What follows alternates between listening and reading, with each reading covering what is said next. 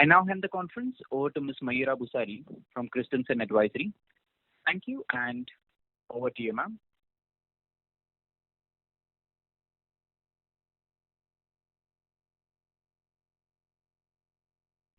Ms. Mayura, your line is in talk mode. Please proceed.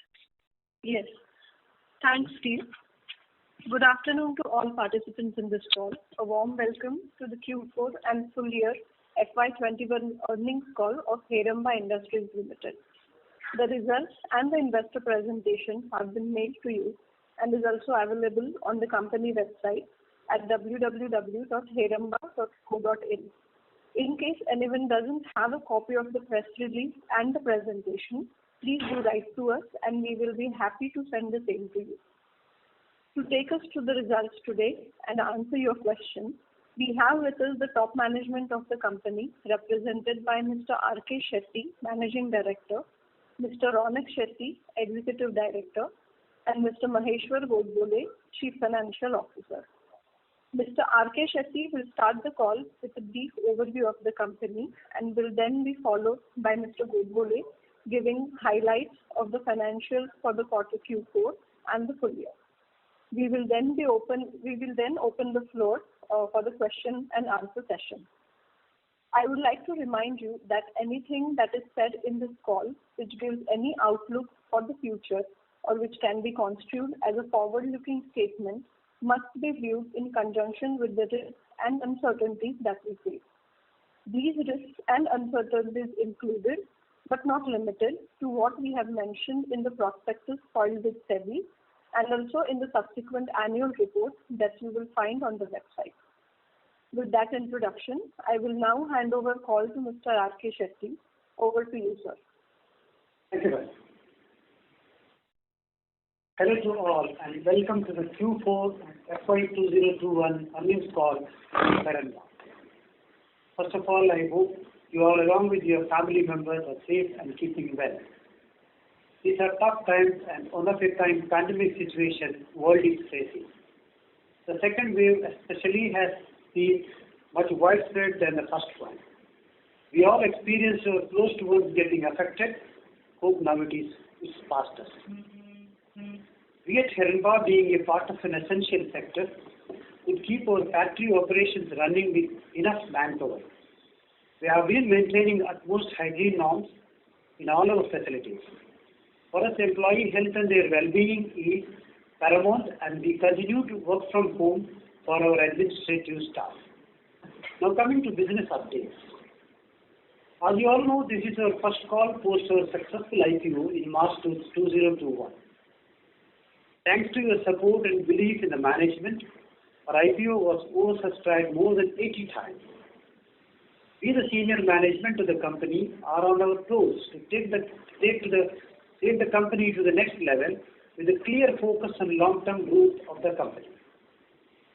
For the benefit of new investors in the call, I'll take you through our journey along with a brief walkthrough around our product facilities and our long-term vision for the business. Also, as you know, our current CFO, Mr. Maheshwar Godbole, is retiring and we have appointed a new CFO. So for this call, Mr. Maheshwar Godbole will take you through the highlights of financial and operational performance, and from next time onwards, you will hear from our new CFO. We formed Heramba in 1996 with an objective of providing innovative products to farmers. Our vision is to improve crop productivity, and public health. We manufacture synthetic pyrethroids and its intermediates in India. We have a wide network of business across the world, in India being a manufacturing hub. We produce advanced agrochemical solutions based on specially developed technology. Our public health products are supplied to both government tenders and to pest control companies. We are fully equipped in-house R&D facilities with all the necessary laboratory equipment in place. Now coming to our manufacturing facilities. We are fully integrated in modern manufacturing facilities with R&D facilities situated in prime industrial township of Gujarat at a distance of 150 kilometers from Mumbai. There are 3 independent manufacturing units, of which 2 are situated in the industrial belt of Vapi and 1 in Sarigam.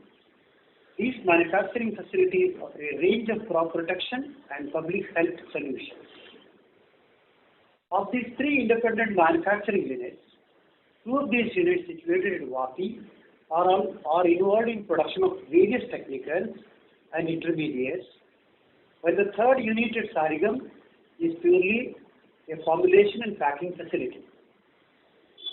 We have separate R&D facility at Vapi and Sarigam for product development and process intensification. The plot size of our Sarigam unit is 55,000 square meters, of which 22,300 square meters is operational with the formulation and packing facilities, and the rest 32,700 square meters is earmarked for future expansion into technical manufacturing, and we have applied for necessary permission before the relevant authority. For additional capacity in one of the plots in Vapi, we have already initiated capital expenditure and expect our production to start from Q3 FY22. Recently, we have also acquired another plot adjacent to our existing units. This will also help us to increase our current capacity as well as introduce new products in our baskets. We have recently received consent from Gujarat Pollution Control Board to establish manufacturing of products at Saika. It's a 34,600 square meter land parcel which is to be used for further expansion. We already have environmental clearance in place. The plan is to set up a manufacturing unit of approximately 10,680 tons per annum capacity. I would like to talk briefly about our R&D and testing. We have a state-of-the-art R&D center and a pilot plant. Our formulation development lab has been set up with lab-scale equipment like bed mill, air-jet mill, extruders, fluidized bed dryer, and many more. The facility fulfills the requirement for organic synthesis as well as formulation development. We have well-equipped qualified team of research personnel and scientists working for the continuous improvement of existing products and the development of new products. So where do we go from here? I think we are well positioned to exploit the widespread growth opportunities, especially in the agrochemical markets. Some steps we think here are our top priorities in coming 3 years. Strengthening our R&D facilities and pilot plants, enhancing production capabilities, enhancing formulation and technical business in international markets through registration, enhancing branded formulation and public health business. These steps will definitely lead us to our immediate goal of entering into regulated markets as well as other untapped geographies across the globe, and longer term goal of having a diversified geographical portfolio. We have already started our journey towards this. Here are some initiatives we have already taken. On the research and development side, 5 new molecules are in R&D. Out of which 2 are fungicides, 2 are herbicides, 1 is an insecticide for sale in the regulated markets. Once the new molecules are successfully established, they will be filed for registration across the globe, considering its market potential through companies' international distribution partners. We are looking to exploit opportunities in various technicals going off patent in the coming year, whereby the company can manufacture and supply the generic versions of the molecules in the highly regulated markets of US, Europe, and Latin America. As of now, in Europe, our distribution partners have already received registration for deltamethrin technical, lambda-cyhalothrin technical, alpha-cypermethrin technical, and metribuzin technical is in process before the relevant authority in EU. While in USA, our partners have applied for registration of lambda-cyhalothrin technical, and recently one of them has already received the registration. Now I would like to hand over the call to Mr. Maheshwar Godbole to take us through the financials. Thank you. Thank you, Mr. Shetty, and good evening to everyone. Now, I would like to briefly touch upon the key performance highlights for the quarter and the year ended March 21, and then we will open up the floor for the question and answer.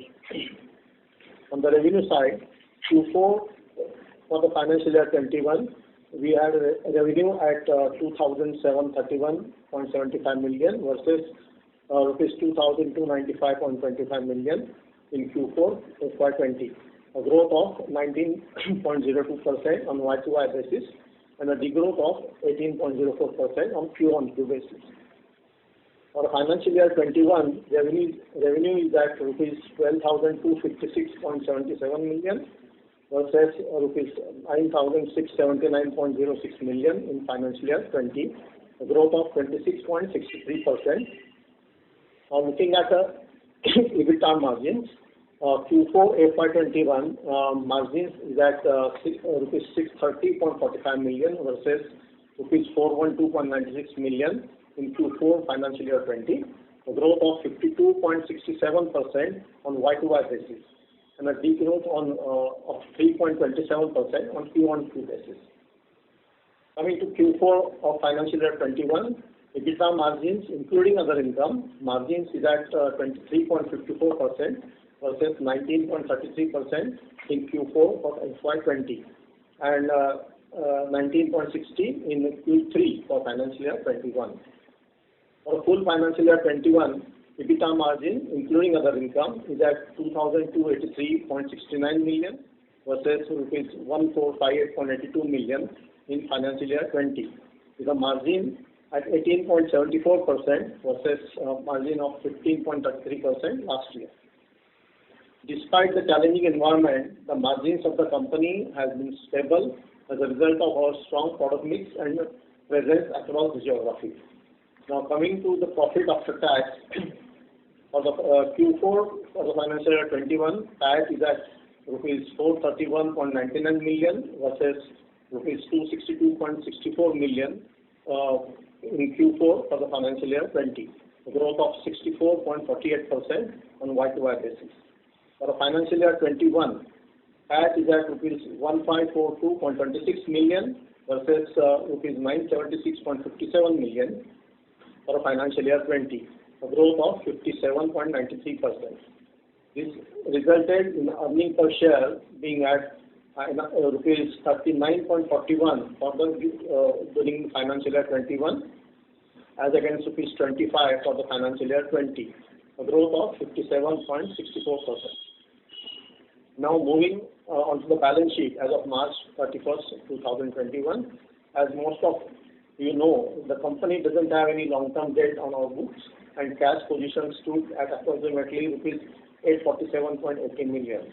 For financial year 21, ROE stood at 36.33% and ROCE stood at 49.25%. Now with this, we will now open up for discussions and question and answers. Thank you. Thank you very much. We'll now begin the question and answer session. Anyone who wishes to ask a question may press star and 1 on their touchtone telephone. If you wish to remove yourself from the question queue, you may press star and 2. Participants are requested to use handsets while asking a question. Ladies and gentlemen, we will wait for a moment while the question queue assembles. A reminder to the participants, please limit your questions to 2 per participant. Should you have any follow-up, may be requested to rejoin the queue. The first question is from the line of Pritesh Chheda from Lucky Investment. Please go ahead. Yeah, sir. Last year, China had this armyworm infestation, which shot up the pyrethroid prices and volumes. So, how would have it influenced the year gone by numbers, and how should it influence the numbers for next year? And are the prices of pyrethroids holding up? So that's my first question. My second question is, considering that the pyrethroid market is a single-digit growth market, what should be our strategy for growth, and do we have any white spaces of any products which we do not manufacture in the core? So I know we make Lambda, Delta, and Alpha, but are there any other products where there are white spaces and opportunities? And my last question is, our cash flow for FY21, which the year gone by, was a little bit weak considering the receivables days. So any comments there on the cash flow side? Okay. Hi, this is Ronak here. So regarding the price question that you had, so last year in FY19-20, so prices of pyrethroids were more or less stable only. It had not gone up. Maybe in the previous year to that, the prices were high. Then it stabilized at a price point, and now it is at that level only. So during the pandemic also, there's not been a major effect in the prices of pyrethroids. Maybe a minor effect of around 7%, approx 5 to 7% in some of the products. So coming to your second point of growth in pyrethroids, so basically we have started from a very low base, and over the periods we've increased our volumes. So we do not feel it is saturated market, even though it is growing at a pace of single digit growth, that is around 7%. But our exports from India have been in double digit, and there have been cases where multinationals like Bayer and all have also projected a better growth prospects for pyrethroid market as such, because organophosphorus compounds are facing issues from few of the restricted markets like USA and Europe. So pyrethroids would directly be benefiting from this decision from regulatory authorities. Thirdly, regarding cash flows, so our cash flow from operations last year were around 54 crores, which has gone up to 60 crores. So I feel over the period we have improved on our cash flows from operations. Also, our free cash flows have been positive over the last 3-4 years. I think that should not be a concern. Other specific question, because I thought this is what. Yeah. So just two were missed out. So are there any white spaces in our product portfolio? Because I think pyrethroids have a fairly large portfolio. I saw we have the three main ones, but are there any white spaces? And second, on the growth rate and what you mentioned about Bayer saying that growth is going to be good in pyrethroids. Some countries in Europe have kind of banned pyrethroids. So, and on the other hand, we have these organophosphorus compounds whose benefits can flow into pyrethroids. So, there, if you have any comments on these two observations.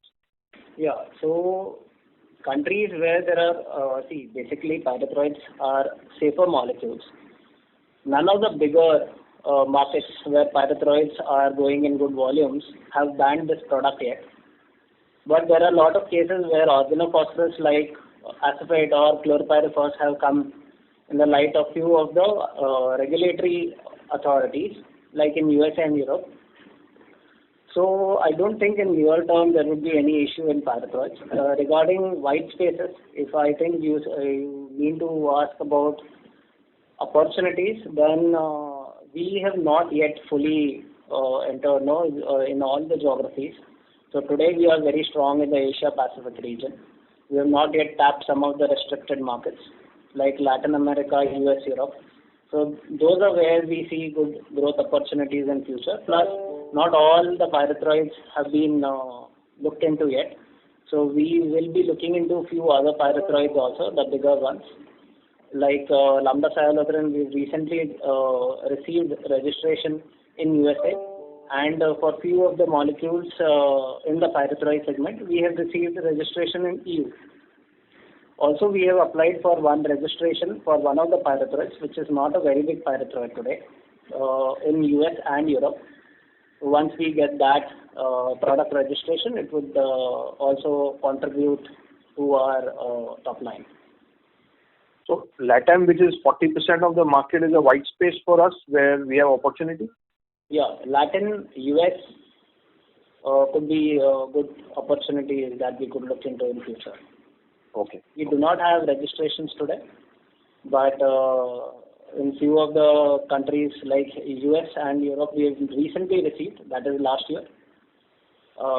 So this could be some of the growth areas where pyrethroids would move well. Lastly, sir, if you could comment on your CapEx. Mr. Cheda, for any follow-up, may we request you to rejoin the queue, please? Thank you. The next question is from the line of Rohit Nagraj from Sunidhi Securities. Please go ahead. Yeah, thanks for the opportunity. So the first question is, in terms of our revenues, is there any quarterly variation? And out of the total exports, technical exports, how much is to regulated and non-regulated markets? Thank you. See, regarding the revenue gaps, I think as in the variation in revenues, we are fairly present in most of the countries. We are present today in 60 countries, and so we do not face major issues when it comes to the major revenue differences quarter to quarter. So it's fairly constant or stable, you could say. Secondly, what was your second question? Yeah, so out of the total exports, I think 81% is technical exports. So which and all geographies are targeted for the same? Currently, major geography that we sell in are Asia Pacific and Middle East and Africa.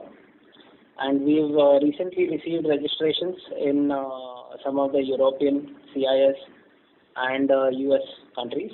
In the Latin, we have applied, not received yet. Some business is going on today, but there is good scope in these markets.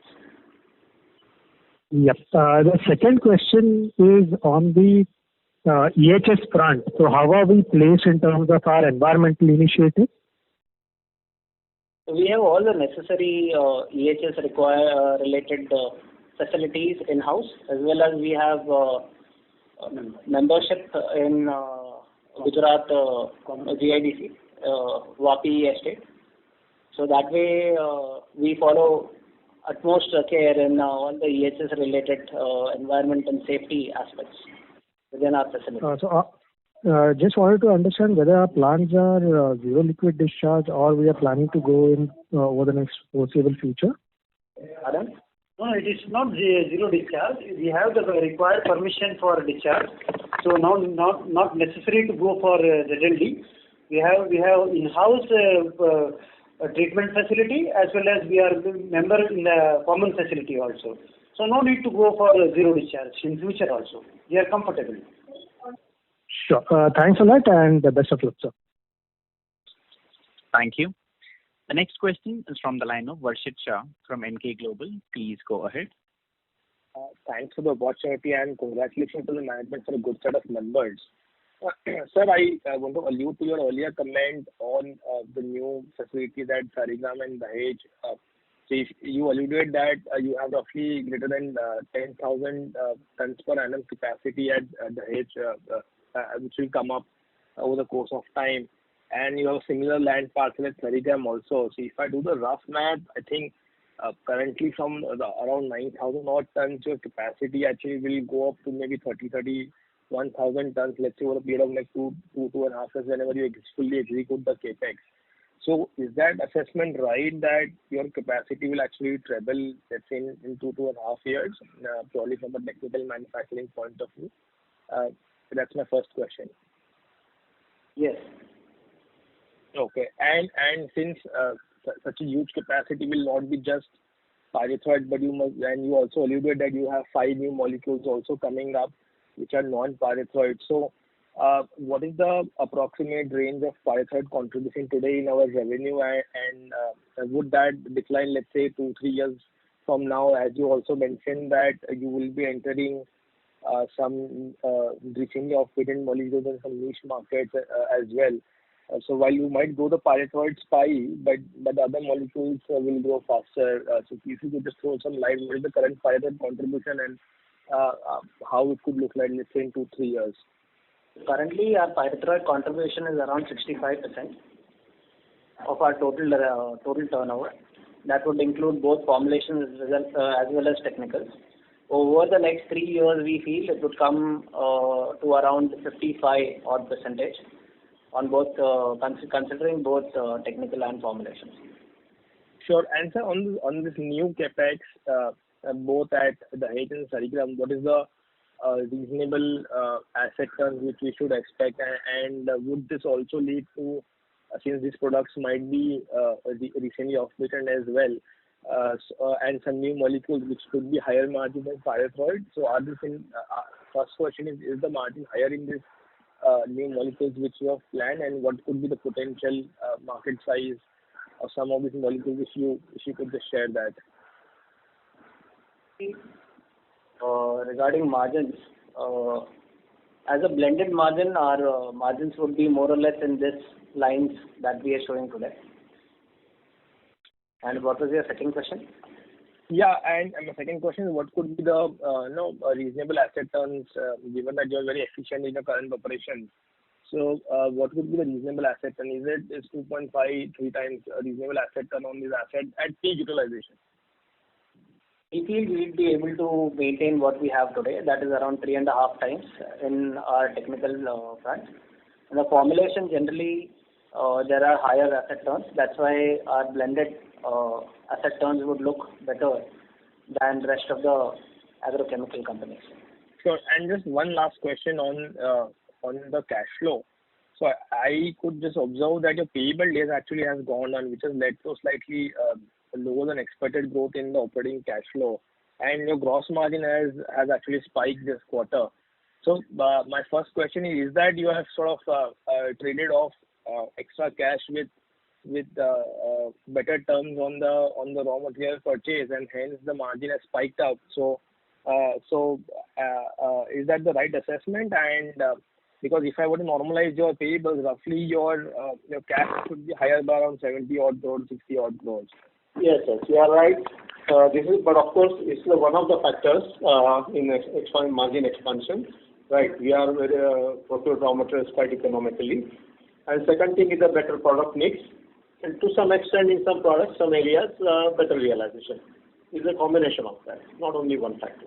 So if I were to eliminate the cash-related effect on the gross margin, I think you reported almost 40% gross margin this quarter, and annually you have reported 36%. What is the reasonable level of gross margin one should expect going into next year? Going ahead also, we will be maintaining this kind of a margin, though not much improvement. But of course, it will be this margin, gross margins level will be maintained. And the annual number, right? 36%.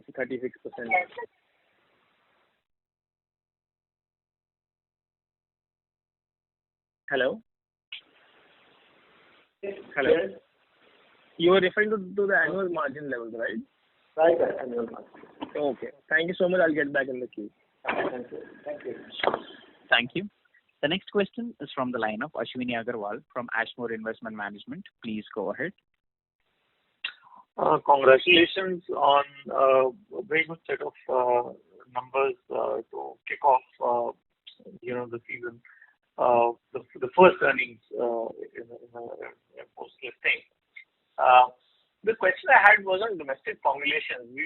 This has slightly been increasing from 18% to now nearly 21%.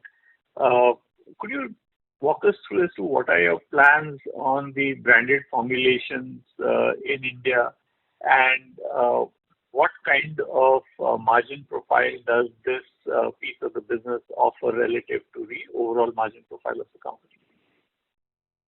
So currently our brand formulation is in the range of around 20%. So over the last 2 years it has been growing, and we feel it will maintain this kind of growth in the coming 2-3 years. Regarding margins, it is more or less in line to what our gross margins are today, around 35-36%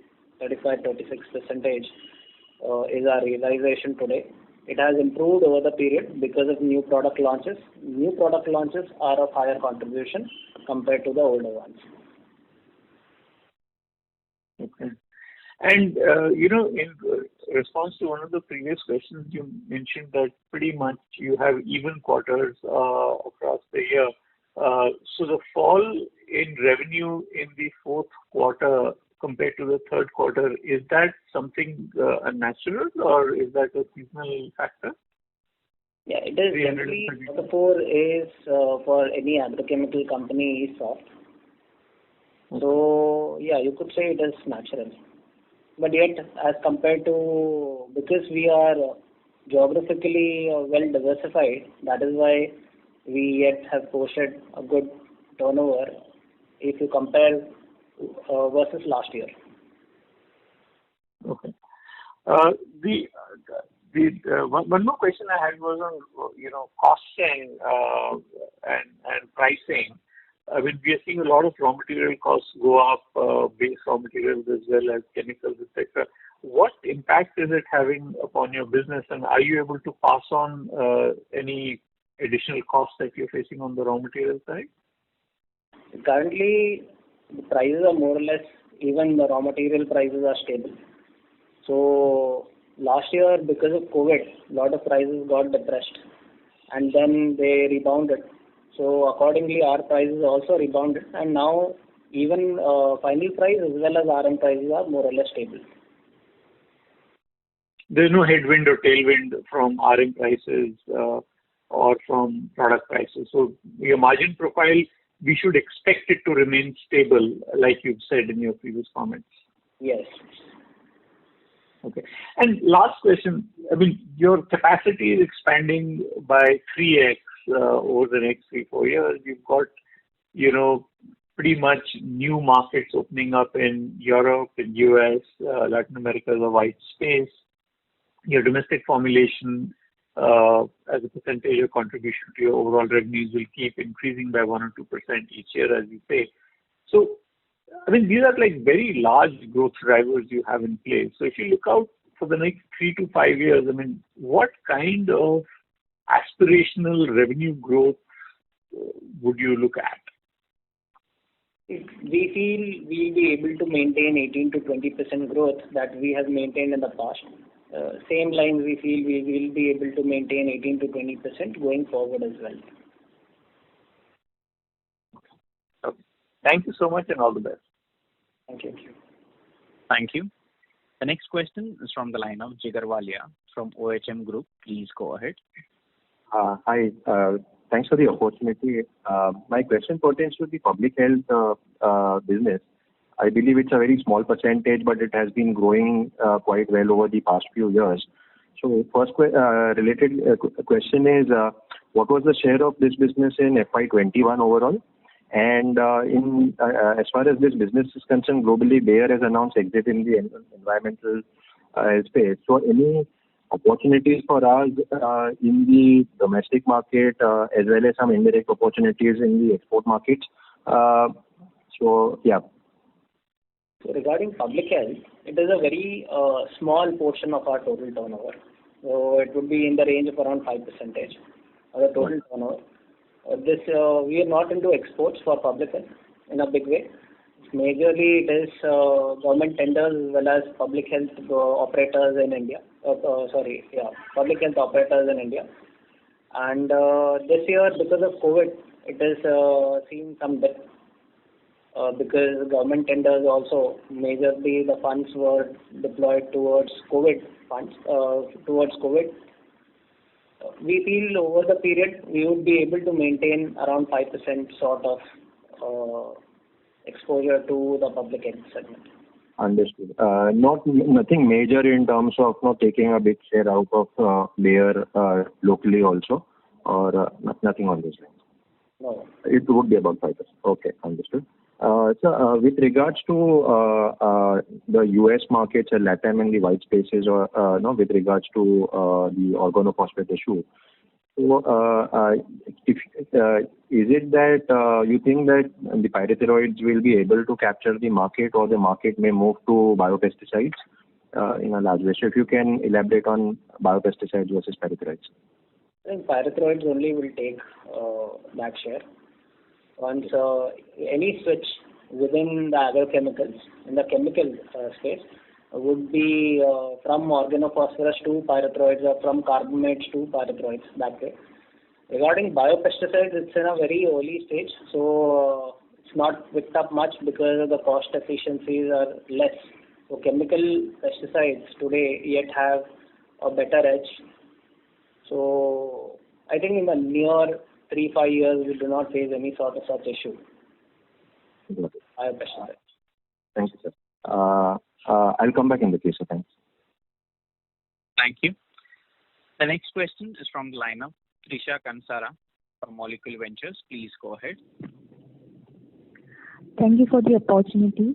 So my first question is that in the pre-feasibility report, you have mentioned the project viability figures like revenue of around 1700 crore and operating profit of around 200 crore. So are these potential numbers for the additional 10,000 tons capacity or for the total capacity of 24,000 tons? This is my first question. Not getting. So in your EC report, you had mentioned the project viability figures, right? Like you are expecting revenue of 1,700 crore and operating profit of 200 crore. So these future numbers, are these numbers for additional 10,000 tons capacity for which you are doing capex currently, or are these numbers for the total capacity of 24,000 tons that you have? If it is an EC report, then it is maybe for the... Depends on which EC report you are saying. Sorry, sir? If it is an EC report, then it depends on that facility. If it is a new facility that you are talking of, then it is an additional capacity. Turnover will be from those additional capacity. Okay, sir. Got it. So my next question is that the capex which is being done currently is expected to commercialize in September 2022, right?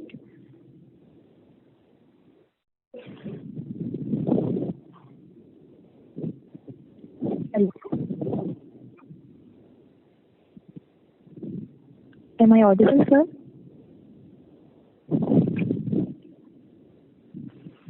Members of the management, if you can hear us, please do respond.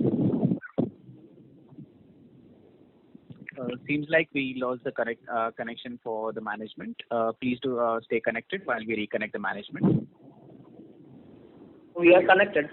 Okay, sure, sir.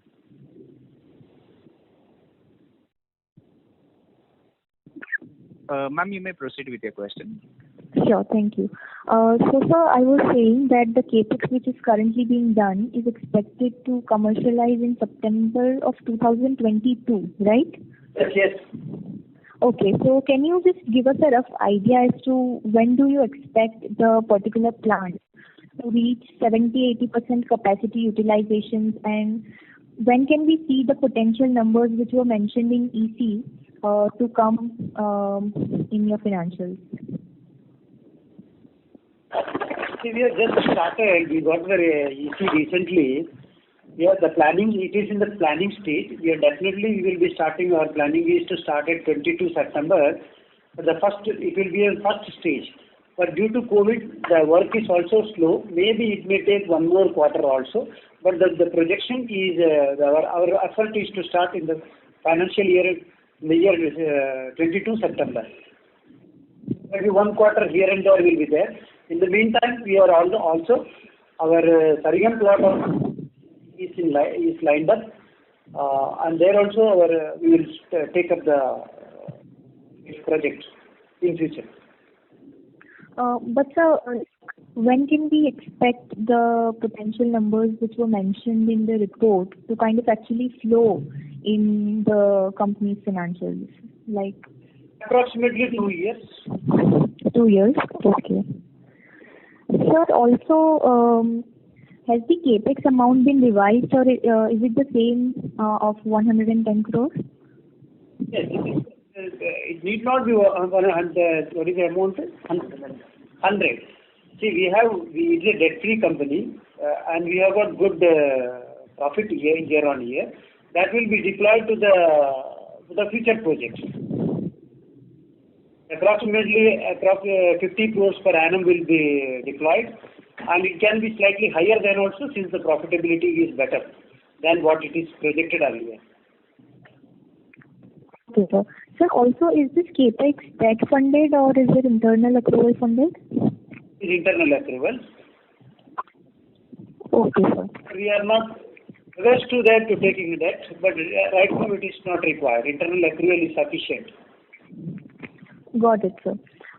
Sir, also, do you indigenously make the technicals and register it in 9(3)? Basically, I want to understand where you stand in the entire process chain of agrochemicals.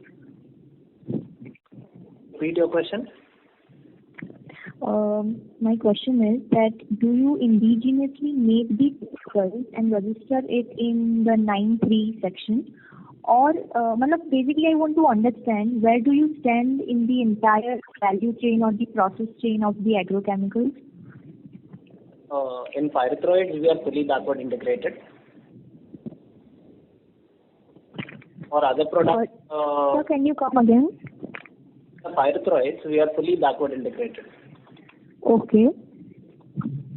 For the other products, the new ones which we've introduced, it depends on the number of players in the market.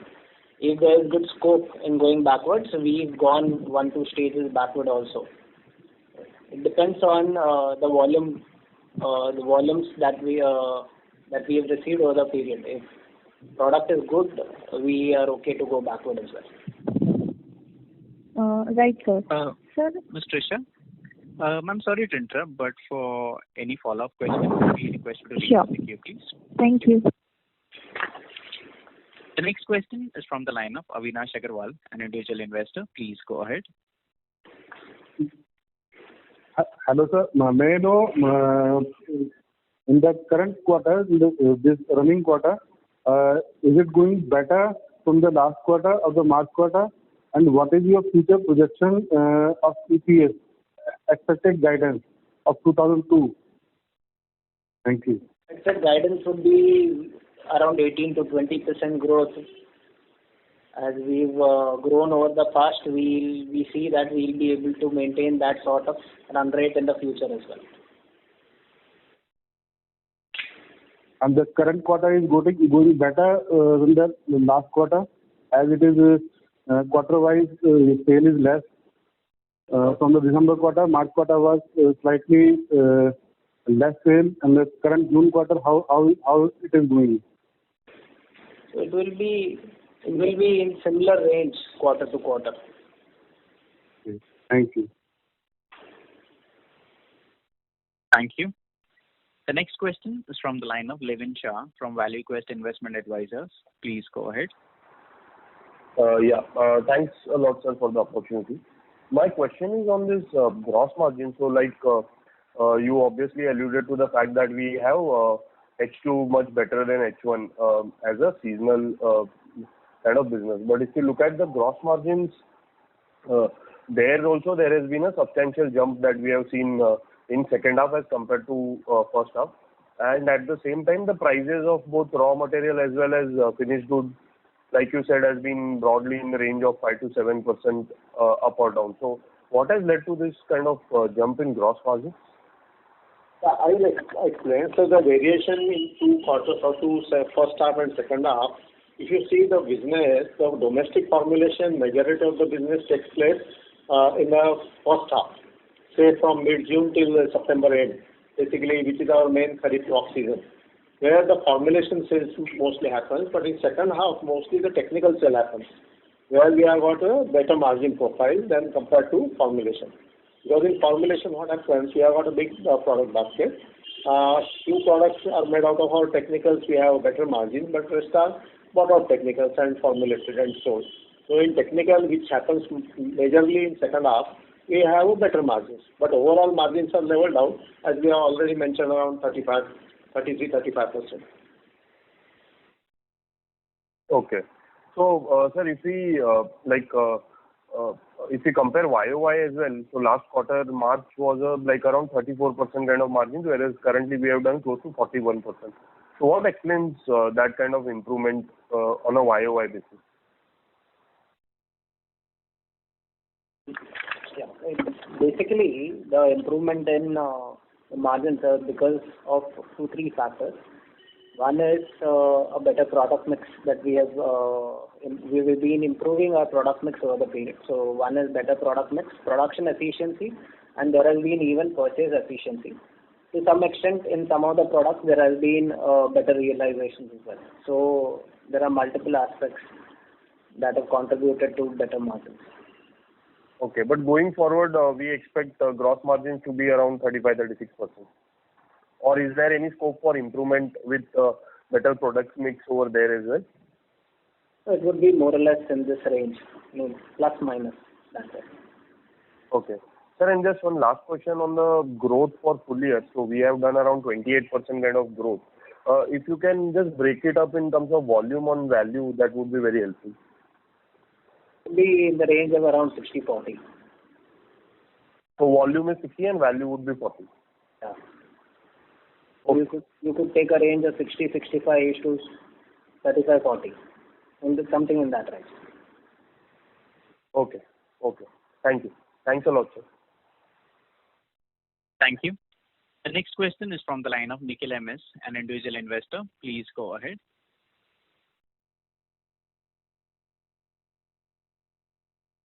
Mr. Nikhil, your line is in talk mode. Kindly go ahead with your question, please.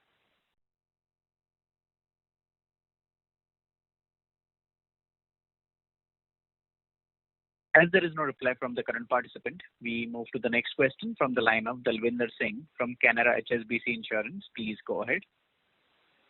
Yeah, hi sir. Thanks for the opportunity and congrats on good set of numbers. I would like to check, on the top line side, you have highlighted that you can grow at 18-20% on a CAGR basis over the medium term.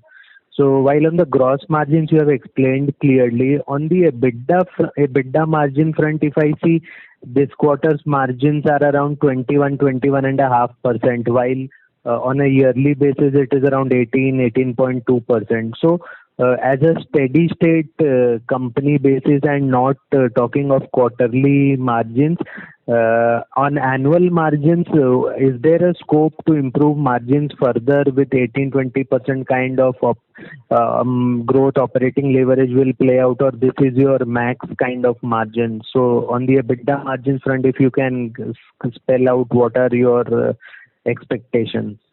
So we'll not limit as max margin or something, but we feel that we'll be able to maintain in something in this range only. Of course, we'll try our best, but we will maintain this. That is as a blended, we will be able to maintain this kind of margin. So 18.2, what you have done for the year, that you are talking of? Plus minus something. Maybe 17, sometime maybe 19, in that range. Okay, understood, sir. Thank you. Thank you. The next question is from the line of Pritesh Chheda from Lucky Investment. Please go ahead. So just a clarification on the capex, and you initially mentioned that there is a Dahej expansion for which we have taken the land. There is an ongoing Saregam expansion, and then there is an EHS plot or adjacent plot in Vapi existing unit that we have taken to strengthen the EHS. All this expansion put together, what is the capex? And have I missed anything? Yes, approximately around 200 to 250 crores. If at all it is to be taken all three sites, it will be spread across 3 years. Okay. And so what is not so far concrete is Dahej, right? Yes. It is not exactly Dahej, a place called Saika. Sorry? It is near Dahej, a GIDC industrial estate called Saika. Okay. Okay. And the EHS capex in this 250, how much? Yes. It's around approximately around 10-15 crores. Okay. And what is going to come over the next 2 years is the Saregam expansion and the EHS, right? Saregam expansion, then Saika expansion and the EHS. Acha, Saika also? Yes. So this combined 200-250 crores combined is what you're referring. And all of it is going to come over the next 2 years. Yeah, that is what we planned right now. Okay. Thank you, sir. Thank you. The next question is from the line of Deepak Khole from B&K Securities. Please go ahead. Yeah, thank you, sir. Congratulations for good set of number. Sir, can you please guide what is the current status of registration received in international and domestic market, and how many molecules are there in the pipeline? Currently it is something around 375, both international and domestic. We've been continuously filing new registrations both in India as well as export countries. So as and when we get these registrations, there would be a good scope, that is good growth in our sales as well. Okay. And sir, you have mentioned about the capex plan. So can you please guide us for the FY22 and how much of it will be in technical and formulation, sir? Capex majorly will be technicals. So formulation, we've already set up formulation setup in Sarigam. So there won't be major capex for formulations. And sir, what will be the total capex for FY22? Total what? Capex, approximately 100 crores. Okay. Thank you, sir. Thank you. That is from my side. Thank you. The next question is from the line of Rajesh Shingla, an individual investor. Please go ahead. Yeah, hi. Thanks for taking my question and congratulations on a very good set of number. Earlier you mentioned that your capacity would be growing by 3x. And on the other hand, you're saying that your revenue would grow by at a CAGR of 20%. So how should we read into these two lines? Like on the one hand, you are adding 3x capacity and you're saying that 20% CAGR would be there for the next few years. So can you please elaborate on these two facts? 18 to 20% is what we've achieved. Regarding the volumes of going 3x, so it will not happen in one go. It will happen over the period, as well as it depends on which product we are selecting and to what stage we are going backwards. So there is a possibility that even though volumes go 3x, if we are going backward, if we are backward integrating, everything will not be sold. It will impact our margins. So. Okay, so we can assume 18 to 20% revenue CAGR, and probably the bottom line, the net profit could be around 25 to 30%. No, we'll maintain this range. Okay. As a blended, we'll be able to maintain this kind of margins. Sure. Thank you very much, sir. Thank you. The next question is from the line of Ankit Gupta from Bamboo Capital. Please go ahead. Yes, sir. On the technical side, are we seeing some opportunities on contract manufacturing for the patented products, since we have significant experience on the pyrethroid side on technicals? And if you can just start with that. So as and when we get opportunity, we would take up any contract manufacturing activities as well. Unfortunately, not all contract manufacturing activities are high margin business. That's why we've not ventured it. But as and when we get good opportunities, we would not shy away from it. So currently, are we supplying any patented molecules to any of the MNCs? No. Not okay. Manufacturing, but we are dealing with all. No, we are not doing any patented molecules. Okay. Yeah. So for the pyrethroids, you are supplying to MNC customers, across the globe. Yeah. Yes. We supply to many of the multinationals. Okay. Because on this side itself, we, because of this China plus one strategy of many of the MNCs, how has been our inquiry flow over the past 1.5, 2 years? Have you seen any significant jump in that? And companies, MNCs approaching you to become their source for this technicals that we manufacture? Yeah, there has been such cases where because of issues in China, India has been a major beneficiary, in this case, and we have got such opportunities from multinationals, but we found that we could do better in our current model. As and when we get better opportunities, we take up those kind of contract manufacturing activities as well. Sure. But currently, are we supplying to these companies on spot basis or? We are on spot basis.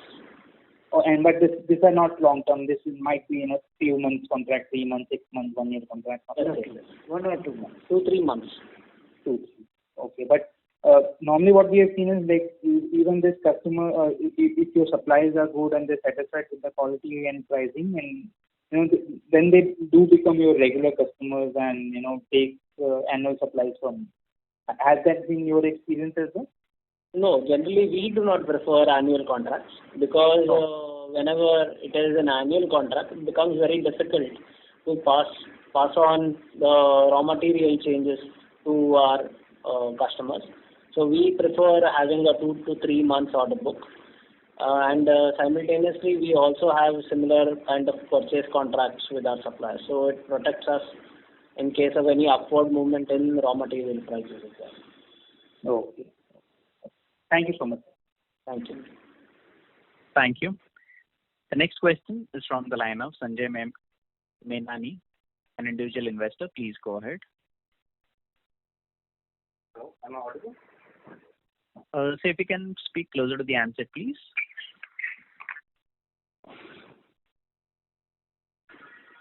Hello, am I audible? Yes. Yeah. Good evening, sir. Sir, my question is, any plans to take over any company in near future, nationally or internationally? Option is always open, even if the opportunity is good. If it is within our range, definitely we will look into. Sir, my second query is regarding the R&D facilities of the company. Since we are in a sector where R&D facilities matters a lot, so what are the plans regarding the R&D department of the company? R&D, as mentioned in our RHP also, we've recently set up a new R&D facility in Sarigam. We already have two setups in our Vapi facility. So over the period, we've been very focused, and as mentioned already, 5 new molecules we have been working on, and registration of those molecules, some of those have been in process. So such kind of developments we have been working on, and we'll keep working on such things. Right, sir. Thank you so much, sir. Thank you. Thank you. Thank you. The next question is from the line of Varshit Shah from Emkay Global. Please go ahead. Hi, thanks for the follow-up. I just wanted to allude to the fact on the capex front. So I think you mentioned that we do anywhere around 200-250 crore capex to be combined for all the sites. And so this will largely be spread between FY22 and FY23. Is that the right assumption? Maybe 110, 20 crore range each year. Is that the right way to assume capex? I would say over 3 years, around 200-250 crores over a period of 3 years. Sure. And the second question is on the domestic formulation base. So there, I think you have done a lot of restructuring in the, a lot of turnaround in the past, and now actually, if I see your distributor count also, I think it's very decent size. So I wanted to understand, have you largely utilized the potential of the renewed distribution network, or at what cycle you are in terms of, let's say, will you utilizing the potential of the current distribution network? Because I think it's very recent for you in terms of more focused new products, etc. So what is the potential of this distribution network? It is still untapped according to you. You're asking about the distribution network. How good is our distribution network today? No. What I was asking was that your distribution network is fairly decent for the turnover. I think your turnover is actually much lower compared to the distribution network you have. So I think what I understand is that you have created a distribution network recently in the last 1-2 years. Renewed the distribution network, and you are yet to fully utilize the potential. What I want to know is how much, let's say the current distribution network can easily cater to 3x revenue. I'm not asking a time, it could be 4 years, 5 years, even 7 years, but at least can the current distribution network cater that kind of revenue base in the domestic market? Regarding your revenue increase over the period, we feel over the next 2 years there could be a possibility of a 50 to 60% growth in our branded formulation business. This is majorly because we've been conservative when it comes to formulation business due to the higher debtor turns, higher debtor period. So higher working capital was required. Today that is not an issue, and we have more or less improved our distribution network also. We have a better distribution network, and we are more confident today to increase our turnover by maybe around 70% over the next 2-3 years in this branded formulation business. And if I were to see, despite the improvement in the domestic branded business, branded formulation, but debtor days has largely remained stable. So is the debtor days roughly the same in both the business export as well as branded formulation business? Is that largely similar, maybe give or take 5-10 days here and there? Only debtor days in export is better as compared to branded formulation business. Okay.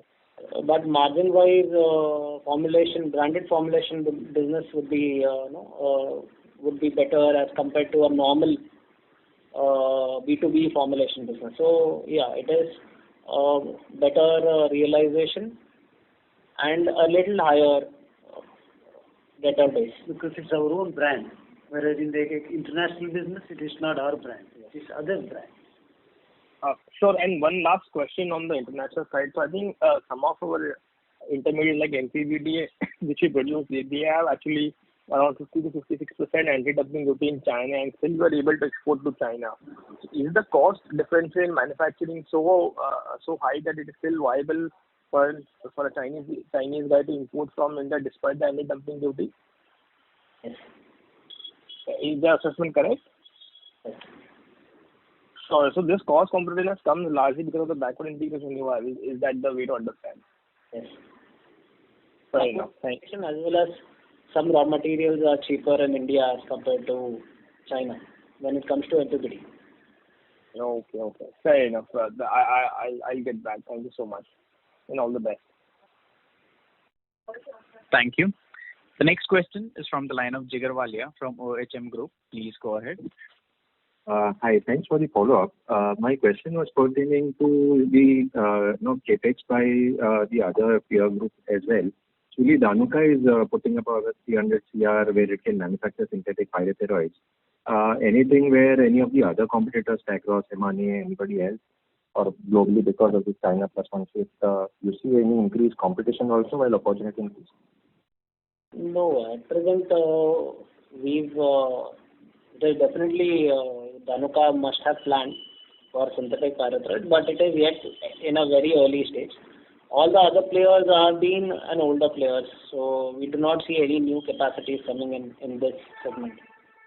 So next 2-3 years not certain. In the areas, but it is not limited to few products. There's so many products in India. Yes.